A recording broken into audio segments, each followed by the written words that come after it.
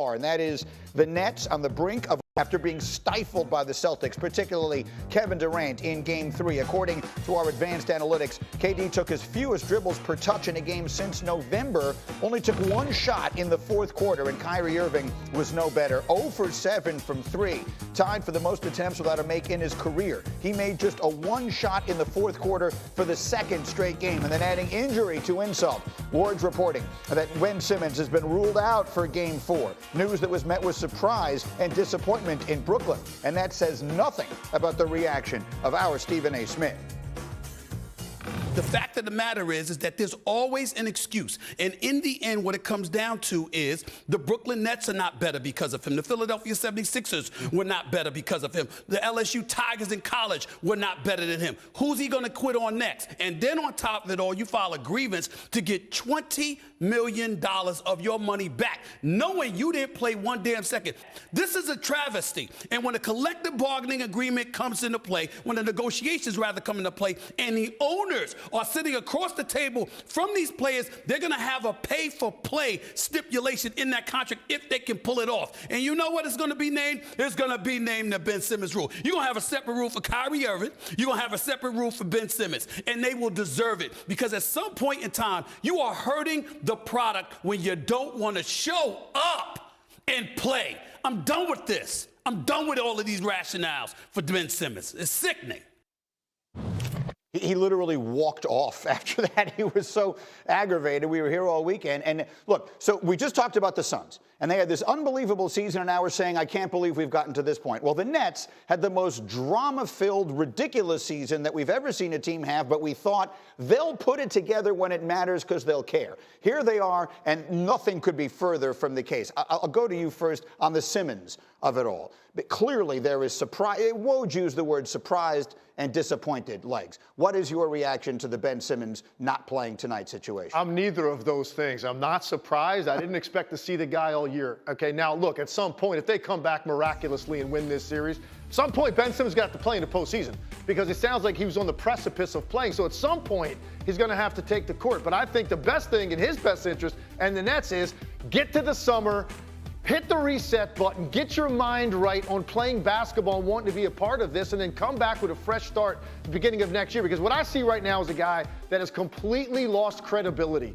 He's lost credibility not only with his teammates and with the organization, he's lost credibility league-wide. And anybody that follows the NBA, that's what he has become. He's the butt of jokes. He is a guy now that we're more interested in what this guy is wearing on the bench, and he's trying to make a spectacle of himself, sitting up by the coaches wearing that outfit that he wore the other night. If I'm Ben Simmons right now, I'm doing everything I can to stay out of the picture until I am ready to play. Do not bring any attention to yourself right now until you're ready to help your teammates on the court. But for me, this is a credibility issue, and right now I look at that team, and even watching his interactions with his teammates, it just looks awkward.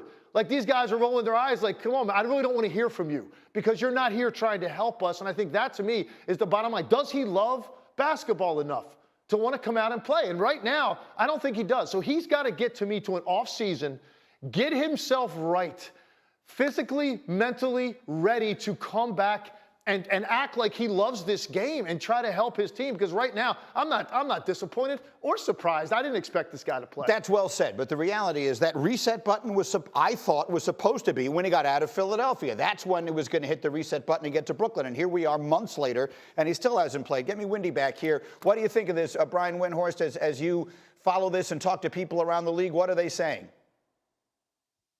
Greeny, when I checked in on this yesterday, basically what I got was exasperation. The people involved here are exasperated by this saga because that is what it is. And I got the feeling yesterday it was like waving a white flag. I know that this might have the appearance of Ben Simmons saying, I don't want to play, we're down 3-0, but he woke up yesterday with his back hurting. That is what I have been told, and it's just as simple as that. He just didn't feel comfortable going and playing for the first time in 11 months with the way his back felt. That's the bottom line. It's extraordinarily disappointing because he had, I would say, genuine optimism for at least a week he was going to play in this game. He wasn't even ruling himself out for Game 3 on Friday or Saturday, whatever it was. And so the Nets were expecting to get this He was expecting to play. It was another kneecapping moment for what's been a season of kneecapping moments for Ben Simmons. Yeah, I mean, I was on the floor Saturday night. We did the show from there, and I watched every second that he was out there in the pregame. And look, he's moving fine. He doesn't shoot. He doesn't attempt, even in warm-ups. He's not throwing the ball in the direction of the basket, but he's throwing passes and moving around. He looked fine, but look, it is what it is. In the meantime, that was not their problem on Saturday night. Their problem was that whoever it is that has stolen Kevin Durant, please return him, because his team is being humiliated. A player of his historical greatness to be completely silenced the way he has in this series. He has 19 made field goals and 17 turnovers in 3 games in this series. Legs, how do you put into perspective what has happened to him? First 2 games, I saw a guy that was being hit with a lot of traps, blitzes. He was getting hit from his blind side. He was getting physically mauled a little bit, and I thought that affected him. Game 3 was a different story. I saw a guy that was completely indecisive. And I haven't seen Kevin Durant look like that since his rookie year. It looks to me like now he is anticipating where the next defender is coming from before he even processes what's in front of him. Kevin Durant right now can make this game very simple. Let's get back to being a raw scorer. Forget playmaking right now. Put that on Kyrie Irving. Right now, Kevin Durant needs to get himself going as a bucket getter. He needs to show his team that he is operating in a good place. I know playing with star players over the years as a role player, when your best players are operating at a high level and they're getting their thing done, you can then relax, stay in your lane, and do what you do. Kevin Durant needs to set the tone early in the game. Go quicker when you catch it. Don't think about where the next defender is coming from. Attack gap seams, get to the line. Use Boston's physicality against them early in the game to get yourself to the line, get your team in the bonus, and more importantly, put your mind in a place where it's all about full throttle, foot on the gas, aggressiveness. He was so tentative with everything that he did in Game 3. It was shocking to see a player of his level look that way, that unsure of himself. I think Kevin Durant knows it. One thing about him, he's owning all of this after every game.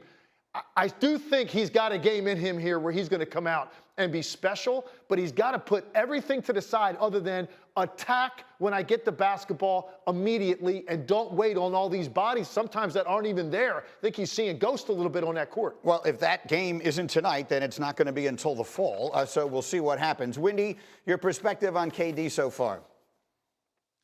3 things real quick. Number 1, the Celtics are playing some of the greatest defense I've ever seen in my 20 years covering the NBA. I've never seen a scheme with personnel on a player like Durant. It's totally taking him out of his game. Secondly, I just think he's tired. You go back and look at the last couple of weeks of the regular season, he had to play 42, 43 minutes night after night after night just to get him into this. And some of his mistakes I see as fatigue mistakes. And third, and I know this is difficult for the Nets to understand or to grasp, they're just not that good of a team. Their record with Kyrie and Durant this year is 10-9. It's partially because of the way they play together. It's partially because of the players that are around them. It's partially because of injuries. They're just an average team. They're an average team playing an awesome team and getting throttled.